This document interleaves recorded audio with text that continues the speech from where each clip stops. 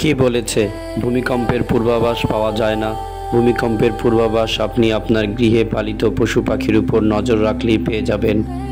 যেমন ধরুন, আপনার ঘরের পোষা বিড়াল, কুকুর, গরু, ছাগল, মুরগি এবং পাখি অথবা অ্যাকোয়ারিয়ামে মাছ কিংবা পিঁপড়া, এদের উপর তীক্ষ্ণ নজর রাখুন, তাহলেই ভূমিকম্পের পূর্বাভাস পেয়ে যাবেন। আপনার পোষা প্রাণীগুলোর উপর তীক্ষ্ণ নজর রাখুন, তারা ভূমিকম্পের অনেক আগেই টের পায় এবং অস্থির হয়ে যায়।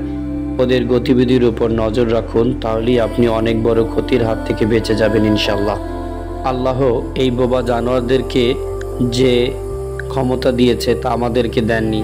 তারা অনেক আগেই প্রকৃতির কোনো বিরূপ প্রতিক্রিয়া সহজেই ধরতে পারে, যা আমরা পারি না। তাই আসুন নিজেদের সাথেই আমাদের পালিত পশু পাখির গতিবিধির উপর তীক্ষ্ণ নজর রাখি, তাতে আমি বাঁচবো, পরিবারকেও বাঁচাতে পারবো ইনশাল্লাহ।